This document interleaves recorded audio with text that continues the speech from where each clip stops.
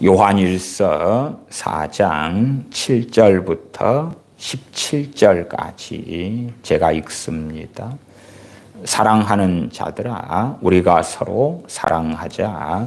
사랑은 하나님께 속한 것이니 사랑하는 자마다 하나님께로 나서 하나님을 알고 사랑하지 아니하는 자는 하나님을 알지 못하나니 이는 하나님은 사랑이심이라. 하나님의 사랑이 우리에게 이렇게 나타난 바 되었으니 하나님이 자기의 독생자를 세상에 보내심은 저로 말미암아 우리를 살리려 하심이니라. 사랑은 여기 있으니 우리가 하나님을 사랑한 것이 아니요 오직 하나님이 우리를 사랑하사 우리 죄를 위하여 화목제물로 그 아들을 보내셨음이니라. 사랑하는 자들아, 하나님이 이같이 우리를 사랑하셨은즉 우리도 서로 사랑하는 것이 마땅하도다. 어느 때나 하나님을 본 사람이 없으되 만일 우리가 서로 사랑하면 하나님이 우리 안에 거하시고 그의 사랑이 우리 안에 온전히 이루느니라. 그의 성령님을 우리에게 주심으로 우리가 그 안에 거하고 그가 우리 안에 거하시는 줄을 아느니라. 아버지가 아들을 세상의 구주로 보내신 것을 우리가 보았고 또 증거하노니 누구든지 예수님을 하나님의 아들이라 시인하면 하나님이 저 안에 거하시고 저도 하나님 안에 거하느니라. 하나님이 우리를 사랑하시는 사랑을 우리가 알고 믿었노니 하나님은 사랑이시라. 사랑 안에 거하는 자는 하나님 안에 거하고 하나님도 그 안에 거하시느니라. 이로써 사랑이 우리에게 온전히 이룬 것은 우리로 심판날에 담대함을 가지게 하려 함이니 주의 어떠하심과 같이 우리도 세상에서 그러하니라. 아멘. 요한복음이나 요한일서는 사도 요한을 통해서 기록된 하나님의 말씀입니다. 요한복음이나 요한일서는 특별히 하나님의 사랑에 대하여 놀라운 진리를 우리에게 증거해 줍니다. 많은 사람들이 믿고 싶고 받고 싶고 얻고 싶은 하나님의 사랑이란 육체의 욕망을 따라서 이 세상에서 무엇을 가지고 무엇을 소유하고 어떠한 행복한 삶을 살 것인가, 그러한 것을 갖고 누리게 해주시면 하나님이 나를 사랑하신다고 내가 믿을게요. 그러니 하나님 정말 나를 사랑하신다면 이런저런 저런 것들을 해주시기를 바랍니다. 그러면서 하나님의 사랑을 확인하려고 합니다만은 이미 그런 사람들은 유감스럽게도 상당한 미혹 속에 빠져 있다 말씀드리겠습니다. 주님께서 참으로 놀라운 말씀을 전하셨는데 그 가운데 하나는 부자와 나사로에 대한 이야기가 됩니다. 주님께서 부자와 나사로에 대한 이야기를 통해서 말씀하시는 것을 우리 지금의 크리스천들이 들으면 사실은 매우 충격을 받아야 합니다. 왜 충격을 받아야 합니까? 우리가 생각하는 부자와 나사로 이야기는 그렇게 되면 안 되기 때문에 그렇습니다. 말하자면 주님을 잘 믿었어요. 하나님께서 그를 너무 사랑하시고 복을 주셔요. 그렇기 때문에 부자가 됐어요. 이 세상에서 재미나게 연락하고 행복하고 즐겁게 살다가 그는 아브라함의 품에 전능하신 아버지 하나님의 나라에 들어갔어요. 그리고 주님을 안 믿었어요. 그래서 그는 거지 나사로가 됐어요. 그리고 그는 비참하게 살았어요. 구걸하고 살았어요. 병들어 살았어요. 개들이 그의 종기를 핥았어요. 그렇게 살다가 비참하게 그는 죽었고 그는 지옥에 갔어요. 그런 레파토리를 우리 크리스천들은 원한단 말이에요. 말하자면 경건을 이익의 재료로 생각하는 가르침들이 만연했어요. 그러면 80년대, 90년대, 2000년대, 2010년대, 그리고 2020년 중반. 그럼 벌써 그것만 해도 45년 아닙니까? 부자와 나사로의 이야기를 통해서 교훈을 받지를 않는 거예요. 주님 믿으면 부자가 돼. 주님 믿으면 성공해. 주님 믿으면 잘 돼. 그래서 세상의 행복을 누리다가 그 부자는 낙원에 갔어. 천국에 갔어. 그러나 주님을 안 믿었어. 그 사람의 이름은 나사로인데 그는 지옥에 떨어졌어. 그는 거지가 되었어. 비참한 질병 속에 고통했어. 그러면 여러분은 주님을 믿어야 돼요? 안 믿어야 돼요? 부자로 살다가 천국 가고 싶어요? 거지로 살다가 지옥에 떨어지고 싶어요? 그런 복음들이 실상은 제가 경험했던 80년대부터는 최소한 대한민국에는 막강하게 전해졌어요. 그러한 복음을 들으면서 서로 저요 저 예수님 믿고 부자도 되고 천국도 갈래요. 그러나 주님의 말씀을 보면 그 부자는 이 세상에서 연락하고 잘 먹고 잘 살고 세상의 행복을 누리고 세상으로부터 위로를 가득히 받고 그리고 그가 기대했던 것은 천국에 가는 것, 낙원에 들어가는 것이었습니다. 그러나 막상 죽은 다음에 오픈하고 보니까 그는 음부에서 고통받는 것입니다. 이해할 수 없는 상황이 벌어진 거예요. 그러니까 단순하게 그 부자는 불신자 아니었다 그 말이에요. 그 사람이 불신자였고 타종교인이었고 그러면은 아버지 아브라함이요. 그럴 리가 없잖아요. 그럴 리가 없잖아요. 사람들은 그렇게 믿는 거예요. 그래서 하나님의 사랑에 대해서도 왜곡을 너무 좋아합니다. 자, 그러면 이제 아브라함의 품에 안겼던 나사로의 입장을 생각해 보십시다. 주님을 믿으면 세상에서 잘 나가고 잘 되다가 천국에 들어갑니다. 그러한 복음을 기복주의 복음이라 그러지요. 심지어는 자연스럽게 많은 교회의 주일학교에서 중고등부에서 혹은 많은 CCM들을 통하여 가르쳐지는 복음이 그런 것이기도 합니다. 심지어는 크리스천 부모 밑에서 자녀들이 성장하고 자라가면서 자연스럽게 접하게 되는 예수님 믿어서 천국 가고 이 땅에서도 잘 되고 도움이 필요하면 이런 기도 저런 기도하면 하나님이 또한 예수님이 너를 도와주신단다. 잘 되게 해주신단다. 그러한 걸 원합니다. 우리가 시편 1편에 보면은 하나님의 말씀을 주야로 묵상하는 사람, 복 있는 사람. 그 복 있는 사람이 그의 행하는 일에 형통할 것이다. 말씀하죠. 야, 형통하다는 것이 하는 것마다 잘 되는 것인가? 어떠한 형통인가? 나아가 찬송가에는 만사형통하리라. 믿음으로 사는 자는 만사형통하리라는 기가 막힌 찬송가의 가사가 있기도 합니다. 물론 성경을 제대로 이해하고 아는 사람이라면 그러한 찬송가 가사를 통하여 시험에 들지는 않을 것입니다.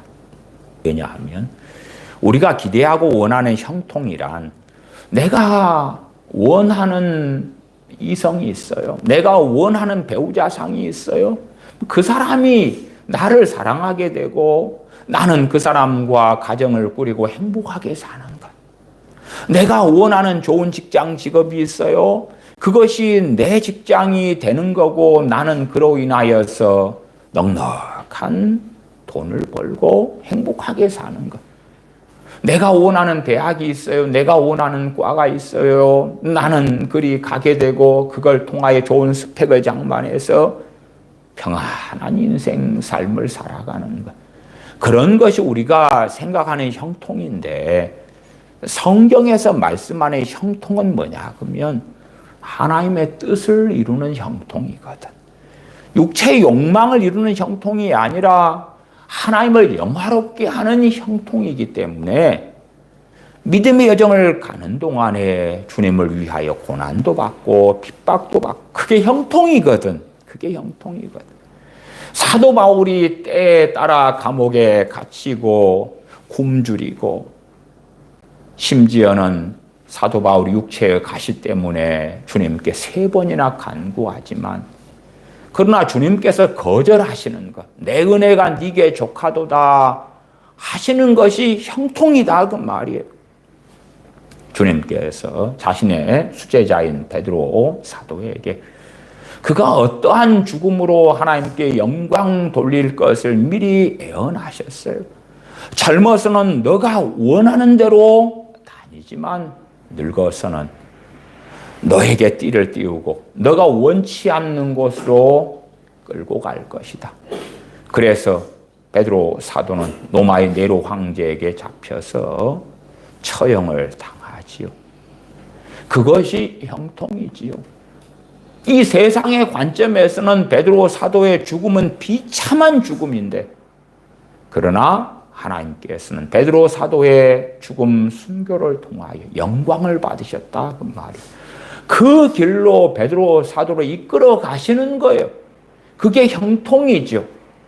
팔복으로 한다면 의를 인하여 핍박을 받는 그 길을 걷게 하시는 것. 그게 형통이죠.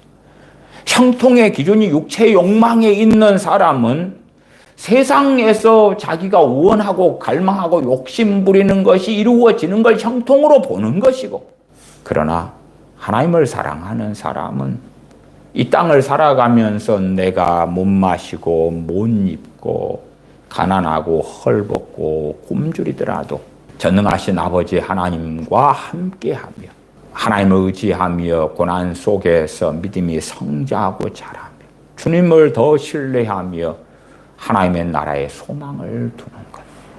이 세상에 내가 욕망하는 것들이 이루어지면 이루어질수록 우리는 어디에 소망을 둡니까? 유감스럽게 세상에 소망을 두게 됩니다. 아무리 사도 바울이라도 연약에 쌓여 있는 거예요. 놀라운 계시를 받으면 완벽한 철인이 되는 게 아니에요. 성령 충만을 받고 사도로 임명을 받으면 그는 완벽한 퍼펙트맨이 되는 게 아니에요. 그러니까 2차 전도여행을 출발하기 전에 마가 요한의 일로 두 사도인 바나바 사도와 사도 바울이 극심하게 분쟁하고 싸웠던 거예요. 사도들이지만 성령님께서 함께 하셨지만 그들이 완벽한 사람이 되는 게 아니니까. 그렇기 때문에 고린도 후서에 나와 있는 것처럼 사도 바울은 육체의 가시 사단의 사자 때문에 큰 고통을 받습니다. 사도 바울 같은 이는 얼마나 인내심이 대단하겠습니까? 그러나 사도 바울이 견디긴 너무 어려운 육체의 가시로 인하여 고통을 받아요. 왜요? 그도 연약에 쌓여 있기 때문에. 나아가서는 그걸 제거해 달라고 주님께 3번이나 간구하니까 주님께서 거절하시는 거예요. 왜? 사도 바울이 자고하지 않게 하시려고. 사도 바울이라 할지라도 얼마든지 자고해지고 어리석어지고 교만해지고 그러면서 잘못된 길로 걸어갈 수 있기 때문에 그것을 막기 위하여 육체의 가시 사단의 사자를 주셨다 하는 것이에요. 그렇기 때문에 우리의 믿음의 여정 가운데 우리가 원하는 형통이 있고 실상은 하나님께서 원하시는 형통이 있죠. 여호와는 나의 목자시니 또한 주님께서 나는 선한 목자라 그러셨기 때문에 주님을 믿을 때에 주님께서 나를 푸른 초장으로 이끌어 가셔서 자, 여기에서 잘 행복하게 만족하게 즐겁게 재미나게 신나게 살다가 천국으로 온나. 여기는 쉴만한 물가야. 항상 물이 풍성한 그곳에서 살다가 천국에 온나. 그렇게 이해를 자꾸만 하려고 한다 그 말이. 그래서 미혹되어질 준비가 많이 되어진 것이 우리가 되어져요. 요한일서 4장 7절부터 17절까지를 읽었습니다. 여기에서 주목해야 될 것은 첫 번째, 하나님의 사랑에 주목하십시다. 성경에서 말씀하는 하나님의 사랑은 무엇인가? 무엇인가? 하나님의 그 사랑. 내가 기대하는 하나님의 사랑은 뭔가? 그래서 제가 앞에 부자와 나사로의 이야기를 먼저 서두로 말씀을 드렸어요. 내가 생각하는 하나님의 사랑과 하나님께서 증거하시는 하나님의 사랑이 달라버리면 우리는 항상 미혹될 준비가 되고야 합니다. 자, 일단은 4장 9절로 먼저 가십시다. 하나님의 사랑이 우리에게 이렇게 나타난 바 되었으니, 하나님의 사랑이 우리에게 나타난 바 되었다. 하나님이 자기의 독생자를 세상에 보내심은 저로 말미암아 우리를 살리려 하심이니라. 하나님의 사랑이 무엇인가? 하나님의 독생자가 하나님의 사랑이고, 그 독생자를 우리의 죄값으로 우리를 구원하시기 위하여 화목제물로 보내심이 하나님의 사랑이다.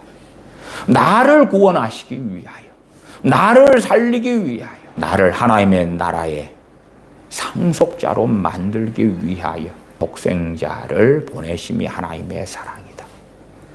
그 사랑을 잃어버리는 사람은 어리석은 사람들이 되고야 맙니다. 항상 사람은 쉽게 안 변하죠. 오히려 진실로 성경에서도 사람은 쉽게 안 변해요. 심지어 시간이 흘러가면서 잘못된 길로 걸어가는 경우는 다반사지요. 사울 왕이 그랬고 솔로몬 왕이 그랬어요. 사도 바울의 동역자인 데마가 그랬어요. 데마라는 하나님의 종은요, 사도 바울이 빌립보서 등에서 이야기한 것, 빌레몬서에서 이야기한 것, 옥중생활 가운데서도 그의 동역자로 함께 했었어요. 그러나 사도 바울이 순교를 얼마 앞두고 있는 디모데 후서에서는 데마는 세상을 사랑하여 떠났다고. 정말 많은 고난의 때를 견디고 지났는데, 하나님의 종으로 사도 바울의 동역자로 그 긴 세월을 살았는데 결국은 세상을 사랑하여 가고야 말았다고. 그러니까 신앙과 믿음의 시간이 흘러가면서 좋아지는 경우는 유감스럽게 별로 없어요. 심지어는 우리가 요한계시록 2장의 에베소 교회를 봐요. 그 에베소 교회는 에베소서의 대상이 됐던 에베소 교회입니다. 그러나 이제 50년대하고 90년대하고 40여 년의 격차가 있는 교회예요. 물론 에베소서를 받았을 때 에베소 교회 교인들이 돌아가신 분도 있고 살아있는 분도 있고 그러겠죠. 그렇게 해서 한 세대가 지난 40여 년이 흘러간 에베소 교회인데 처음 사랑을 잃어버렸고 버려버렸어요. 처음 사랑은 뭐냐? 이게 자녀들도 정상적으로 양육을 안 시키면요, 부모가 사랑해 줄 때 마땅한 감사를 안 해요. 마땅한 감사를 안 한다는 건 당연한 것으로 안다 그 말이에요. 당연한 것. 받는 게 당연한 거예요. 받는 게 당연한 것. 아빠가 일하시고 집에 들어왔어요. 그러면 일하고 들어온 것은 가정을 지키고 가족을 먹여 살리려고, 자녀를 먹여 살리려고 일하고 들어왔어요. 그러면 자녀가 아버지에게 마중 나가서 아버지 수고하셨어요, 감사해요 해야 되는데 그게 없단 말이에요. 그게 없어. 엄마가 살림도 하고 일도 하고 왔어요. 자녀가 엄마 수고하셨어요. 해야 되는데 그게 없는 거예요. 없어. 엄마가 뼈 빠지게 일하고 아빠가 수고하고 이래도 그것 때문에 엄마 아빠 왜 돈을 이거밖에 못 벌어? 왜 집은 빌라 구축이야? 왜 우리는 월세 살아? 왜 이렇게 무능력해? 그런 원망이 나고. 그러니까 사실은 뱃속이 어릴 때부터 유감스럽게 막장이 되는 경우가 너무 많은 거예요. 감사치 않아. 아니 부모의 사랑이란 실제적으로 누리는 사랑이잖아요. 누리는 사랑. 자기가 뭘 욕망하고 욕심이 얼마나 큰지 몰라도 씻기고 입히고 먹이고 재우고 학교를 보내고 돌보고 그 사랑에 감사를 배우질 않아요. 그걸 사실은 누가 가르쳐줘야 됩니까? 누가 교육을 시켜줘야 돼요. 물론 부모가, 특별히 엄마가 교육을 시켜줘야 되는 건 맞지만 그거 안 가르쳤다고 할 줄을 모른다? 기본적인 감사, 기본적인 부모의 은혜에 대한 그 감사를 알지 못하는 자녀들. 자녀는 초등학생 때 되면 자아 정체성을 형성하는 때거든. 자기라는 존재를 만드는 거예요. 내가 어떨 때 슬퍼할지, 어떨 때 기뻐할지, 어떨 때 우울해할지, 어떨 때 누구를 싫어할지, 미워할지, 어떨 때 사랑할지, 어떨 때 짜증을 부릴지, 어떨 때 분노할지, 어떨 때 원망할지, 어떨 때 행복해할지, 어떨 때 만족해할지, 주님을 어쨌든 믿었다 합시다. 그 은혜와 그 사랑에 감사할 줄 알아야지 처음 사랑을 가지게 되는 거예요. 처음 사랑을. 처음 사랑이란 명확하게 4장 9절을 보면 하나님의 사랑이 우리에게 이렇게 나타난 바 되었으니 하나님이 자기의 독생자를 세상에 보내심은 저로 말미암아 우리를 살리려 하심이니라. 나를 살리려고, 나를 구원하시려고. 세상 사람의 광고에서는 그들은 어리석음과 미혹에 쌓여있기 때문에 그럴 수 있어요. 왜 이러한 멋진 아파트에 살아야 됩니까? 나는 소중하니까. 왜 이러한 멋지고 좋은 냉장고를 가져야 됩니까? 나는 소중하니까. 세상 사람은 그러는 게 당연한데 우리 크리스천들이 동일한 걸 생각하고 바란다면 그건 정신병인 거예요. 정신병. 하나님께서 독생자를 나를 구원하시기 위하여 보내셨다. 주님께서 나를 구원하시기 위하여 생명을 내어주셨다. 나를 구원하시려고. 거기에서 일어나는 반응이 처음 사랑인 거예요. 정말 영원토록 묵상해야 될 하나님의 사랑은 여기에요. 하나님은 자기 사랑을 증거하시는데 오직 초점은 무엇을 먹게 해줄게, 무엇을 마시게 해줄게, 어떠한 집에 살게 해줄게, 얼마나 돈을 벌게 해줄게, 어떻게 세상에 성공하게 해줄게는 전혀 없어요. 그렇기 때문에 제가 부자와 나사로 이야기를 한 거고 사도 바울이 헐벗고 굶주리고 잡혀서 매를 맞고 감옥에 갇히고 그 고난의 삶을 살았다는 이야기를 하는 거예요. 성경이 주목하는 하나님께서 증거하시는 하나님의 사랑. 4장 10절로 가십시다. 사랑은 여기 있으니 우리가 하나님을 사랑한 것이 아니요 오직 하나님이 우리를 사랑하사. 우리는 이까지만 보고 싶어요. 하나님이 우리를 사랑하사 좋아요, 좋아. 그런데 뒤에 우리 죄를 위하여 화목제물로 그 아들을 보내셨음이니라. 하나님께서 증거하시는 사랑은 이 사랑이거든. 이 사랑. 우리는 예수님 믿으면 천국 가잖아요. 그 안에 있는 자세한 내용은 듣기 싫어요. 듣기 싫어. 예수님 믿으면 천국 가잖아요. 그런 식으로 복음을 수박 거달기로 알려고 해요. 그러나 하나님께서 우리를 사랑하사 우리 죄를 위하여 화목제물로 그 아들을 보내셨다. 이게 하나님의 사랑이다. 너는 이걸 믿냐? 이걸 너는 받아들이냐? 그러면 너는 어떻게 할래? 하나님께서 우리를 사랑하사 우리 죄를 위하여 화목제물로 그 아들을 보내셨음이니라. 거기에 감사하지도 감동하지도 감격하지도 않는 거예요. 왜냐하면 사랑받는 건 당연한 거거든. 당신은 사랑받기 위해 태어난 사람, 지금도 그 사랑 받고 있지요. 부모가 한없이 나한테 자기 능력 안에서 그 사랑을 해줬고 나를 얼러줬고 받는 게 당연한 거예요. 그런 세대가 주님을 믿었다?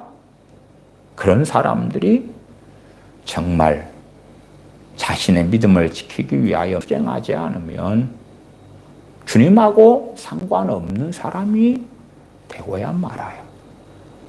주님을 믿었는데 희한하게도 처음 사랑이 없어. 처음 사랑이 없어. 전능하신 아버지 하나님께서 그 사랑을 독생자를 통하여 우리에게 보여주셨어요. 그 사랑을 내가 받아서 주님을 믿는다는 의미는 그거거든. 우리의 과거의 추억들도 그렇잖아요. 어떠한 추억은 기억에서 사라져요. 그러나 어떠한 추억은 어제처럼 남아요. 어떠한 추억이 남나요? 영상도 찍어놓고 사진도 찍어놓고 들다 봐야지. 들다 봐. 자주 들다 봐. 그러면은 추억이 남지. 그것도 이제 어떤 면에서 묵상이란 말이에요. 묵상. 그치요? 계속 되새김질 하는 거예요. 근데 우리가 영원토록 되새김질 해야 될 것이 뭐냐? 그러면 요한일서 4장 10절이라. 사랑은 여기 있으니 우리가 하나님을 사랑한 것이 아니요. 오직 하나님이 우리를 사랑하사 우리 죄를 위하여 화목 제물로 그 아들을 보내셨음이니라. 거기에 주목하고 묵상해야 돼요. 그렇게 해서 가지는 사랑을 처음 사랑이라 그러는 거예요. 하나님에 대한 또한 우리 주님에 대한 처음 사랑. 그러나 희한하게 주님을 믿는데 처음 사랑이 없는 사람들을 저는 매우 많이 발견해 왔습니다. 왜요? 당연한 줄로 하는 거예요. 당연한 줄로 알아. 하나님이 날 사랑하는 거, 예수님이 날 사랑하는 거 당연한 거야. 당연한 거야. 하나님께서 우리를 구원하시려고 내 죄값으로 그 아들을 내어주셨다. 그건 우리가 영원토록 묵상해야 될 거예요. 그걸 묵상하지 않는다? 그것을 노래하지 않는다? 감사하지 않는다? 그 사람은 배은망덕한 사람이고 결국 하나님께서는 어떻게 판결하실 거예요? 너하고 나하고는 관계가 없다고. 주님께서는 어떻게 판결하실 거예요? 그러한 사람을 부인하실 거예요. 그래서 요한계시록 2장에 에베소 교회가 처음 사랑을 버렸느니라. 버렸어. 그러면서 회개치 아니하면 촛대를 옮겨버리리라고 주님께서 친히 말씀하셨지. 촛대는 교회니라. 7 촛대는 7 교회니라. 교회가 뭐예요? 교회가. 그리스도 안에서 거룩하여지고 성도로 부르심받은 자들을 교회라고. 고린도전서 1장에는 명확하게 나와 있어요. 건물이 아니니까. 건물이. 성도로 부르심 입은 그 자들이 교회니까. 고린도 교회면 고린도에 있어서 예수님으로 인하여 거룩해지고 성도로 부르심받은 자들, 그 자들이 교회니까. 더 이상 교회가 아니다. 촛대로 옮겨버리겠다. 내 백성이 아니다. 천국의 상속자가 아니다 하는 거예요. 부자와 나사로에서 과연 나사로는 그 가난 속에서 거지로 살고 질병을 앓으면서 어떻게 믿음을 지키고 살다가 아브라함의 품에 안겼을까? 그가 주목한 하나님의 사랑은 뭘까? 그러면 우리 입장에서 볼 때 그는 하나님의 사랑에 주목했다. 어떤 사랑? 자신이 헐벗고 곰주리고 병들고 그래도 변치 않는 하나님의 사랑. 예수 그리스도를 통하여 자신을 구원해 주신 그 사랑. 자신의 죄를 용서해 주신 그 사랑. 자신의 죄를 위하여 주님께서 친히 화목제물 되어주신 그 사랑. 그것이 우리가 영원토록 묵상하고 되새기고 마음에 담아두고 그래야 될 사랑이고, 그것을 진실로 담아둔다면 하나님께 나아갈 때 어떤 어려움 중에서라도 감사함으로 나아갈 수 있을 거라. 너희가 기도와 간구로 너희 구할 것을 하나님께 아뢰되 감사함으로, 하나님께 아뢰라. 감사함으로. 왜 감사할 수밖에 없는가? 하나님의 그 사랑을 마음에 담아두는 사람, 새기고 있는 사람은 인생사가 괴롭고 힘든데 감사가 나오는 거예요. 변치 않는 하나님의 사랑, 변치 않는 우리 주 예수 그리스도의 사랑으로 인해서 그러하다. 그래서 그 사랑을 실상은 알고 믿는 사람, 받아들이는 사람, 그런 사람들에게 이제 4장 11절이 말씀되어지는 거예요. 사랑하는 자들아, 하나님이 이같이 우리를 사랑하셨은즉 너희가 정말 사랑받을 가치가 없는 자들인데 이방 죄인들이고 공중 권세 잡은 자를 따랐고 허물과 죄로 죽었고 마귀 자녀들이고, 그런데 너희를 하나님이 이같이 사랑하셨어. 그런즉 우리도 서로 사랑하는 것이 마땅하도다. 너가 그 사랑을 배웠잖아, 알잖아. 그러면 이제 너희도 우리도 사랑을 배워가야 된다. 사랑을 배워가야 된다. 사랑 안에는 정말 많은 양상들이 있을 것입니다. 용서해 주는 것, 관용해 주는 것, 인내해 주는 것, 용납해 주는 것, 섬겨 주는 것, 때로 내가 희생해 주는 것, 양보해 주는 것, 긍휼을 베풀어 주는 것, 자비를 행하는 것, 정말 많은 것들이 있을 것입니다. 그런 것들을 배워가야 하는 거죠. 배워가야 하는 거죠. 그러나 하나님의 사랑을 조롱하는 사람들, 우습게 여기는 사람들, 별것 아닌 것을 여기는 사람들은 하나님을 사랑하지 않아요. 하나님에 대한 사랑이 없어.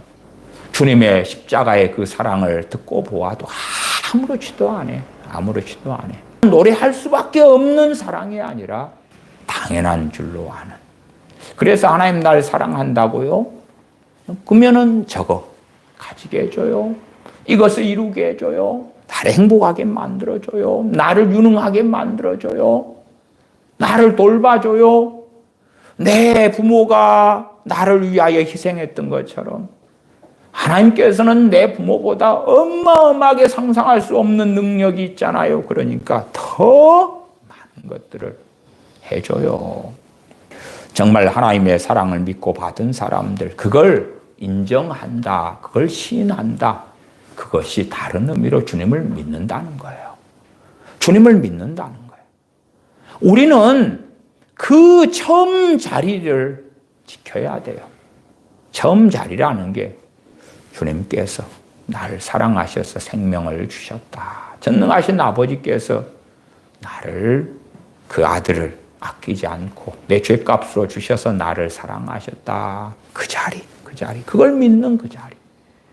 그 믿음을 가진 그 사람, 그걸 알면 알수록 이제 하나님의 말씀에 따라 우리도 서로 사랑하는 것이 마땅하도다. 12절, 어느 때나 하나님을 본 사람이 없으되 만일 우리가 서로 사랑하면 하나님의 사랑이 우리 안에 거하시고 그의 사랑이 우리 안에 온전히 이루느니라. 만일 우리가 서로 사랑하면 사랑을 배워야 되고 사랑을 해야 된다고 말씀하지요. 13절, 그의 성령이 우리에게 주심으로 우리가 그 안에 거하고 그가 우리 안에 거하시는 줄을 아느니라.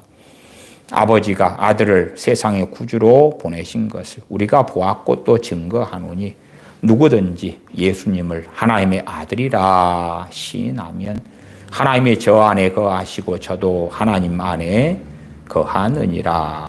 15절과 16절은 두 가지 다르게 말씀을 증거합니다.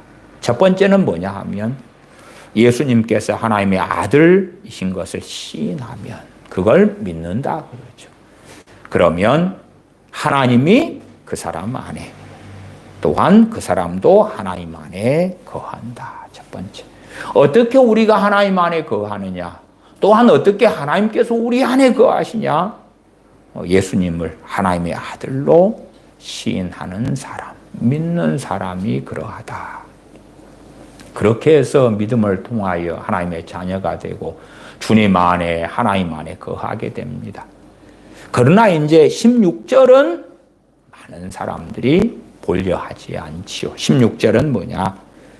하나님이 우리를 사랑하시는 사랑을 우리가 알고 믿었노니 예수님께서 하나님의 아들이라 시인한다는 것. 하나님의 아들을 우리의 화목제물로 보내셨고 우리의 죄값으로 내어주셨다. 그걸 시인한다면 하나님께서 얼마나 우리를 사랑하시는지를 알게 된 거고 믿게 된 거다.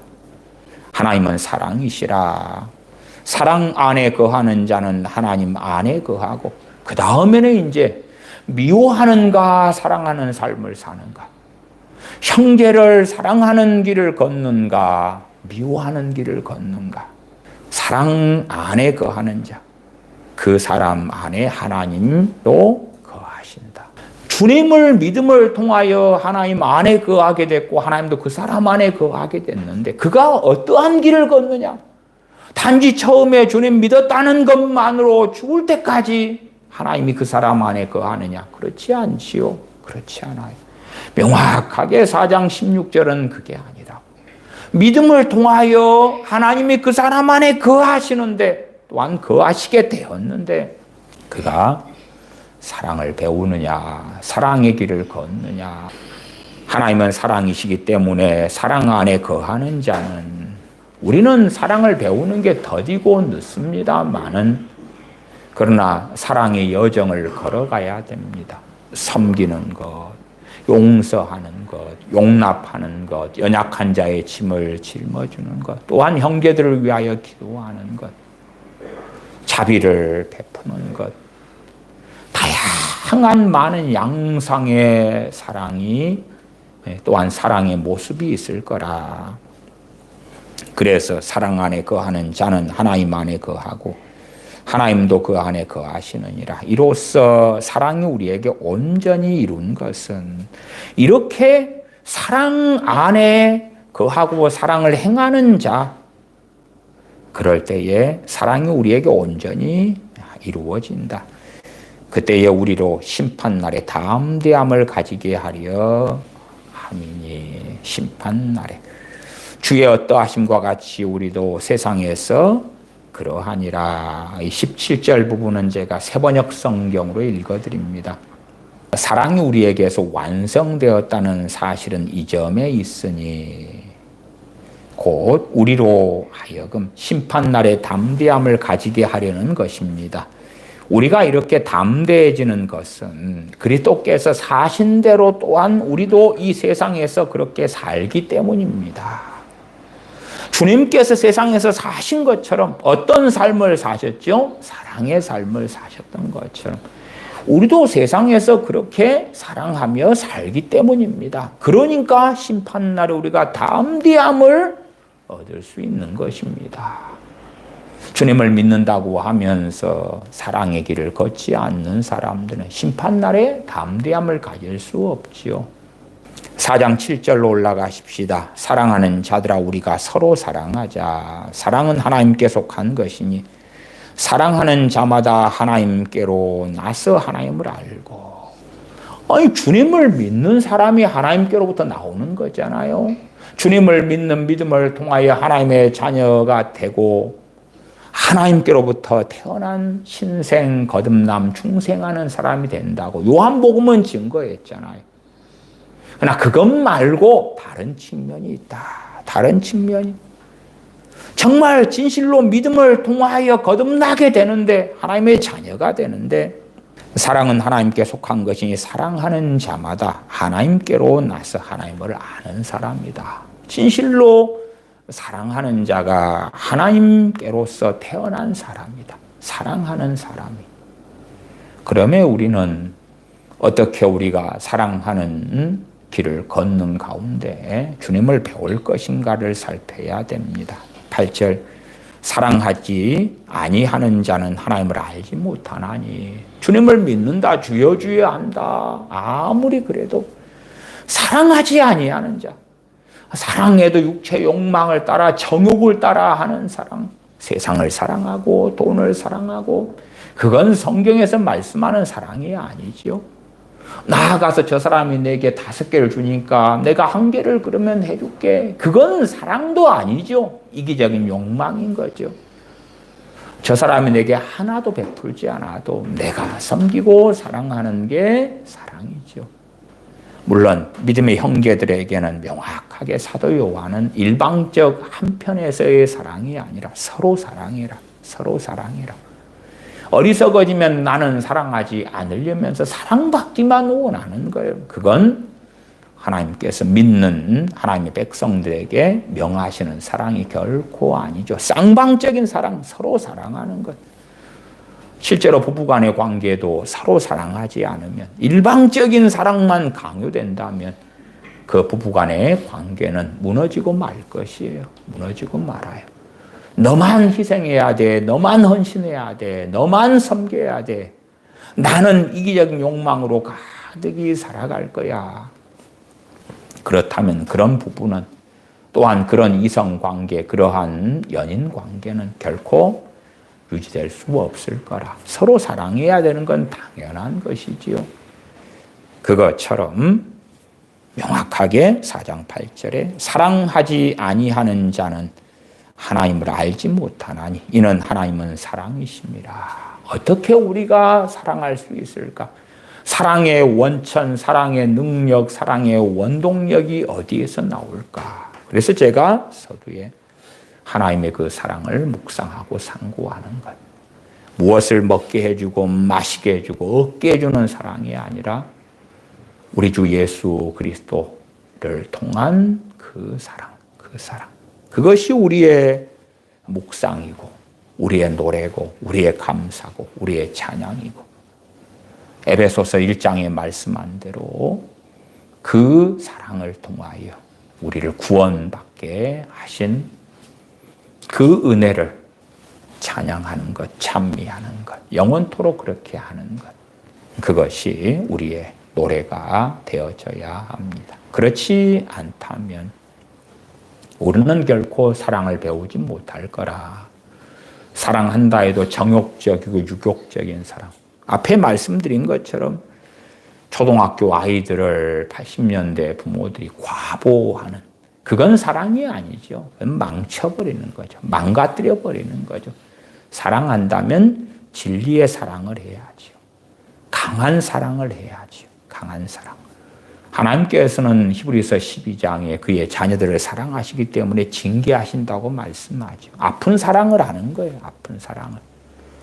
사랑하기 때문에 때로 초달하고, 사랑하기 때문에 자녀들을 책망하기도 하고, 그렇지. 사랑하니까 오냐 그러고, 사랑하니까 괜찮아 그러고, 그것은 하나님께서 말씀하시는 사랑은 결코 아니죠. 그래서 견책은 숨은 사랑보다 나으니라. 사랑하는 사람이 잘못된 길을 걸어갈 때 책망하는 거고, 권면하는 거고, 권고하는 거죠. 어디에서요? 원동력이 사랑 때문에. 그렇지. 짜증나서 상대방을 비난하려고, 공격하려고, 미워해서 책을 잡으려고, 조롱하려고 하는 그런 책망이라면 그것은 결코 사랑의 정반대편에 있는 것이 되겠지요. 전능하신 아버지 하나님과 우리 주 예수 그리스도의 그 사랑을 우리는 묵상하고 또 묵상하고 새기고 그런 사람이 되어져서 사랑을 배워가야 할 것입니다. 기도하겠습니다. 아버지 하나님, 저희는 참으로 많은 세상의 것들을 생각하고 바라고 욕망하고 살아가면서 전능하신 아버지 하나님께서 우리를 사랑하신 그 크신 사랑, 그 놀라우신 사랑을 잊어버리고 망각해버리기를 좋아합니다. 또한 우리 주님께서 친히 우리의 죄를 위하여 생명을 내어주신 그 주님의 사랑을 잊어 버리고 살아갑니다. 저희가 진실로 전능하신 아버지 하나님과 거룩하신 우리 주 예수 그리스도 또한 죄인들을 도와주시며 죄인들과 함께 하시는 성령 하나님, 그 놀라운 사랑을 묵상하고 상고하는 가운데 찬양하고 노래하고 예배하고 경배하는 그런 자들 가운데 전능하신 아버지 앞에 서게 하여 주시옵소서. 나아가 아버지 하나님의 크신 사랑을 아는 사람, 깨달은 사람, 붙잡은 사람이 되었기 때문에 사랑을 배워가며 사랑하며 섬기며 용서하며 주님을 따라가는 길을 걷다가 주님을 배웁게 하여 주시옵소서. 우리 주 예수님의 이름으로 기도하옵나이다. 아멘.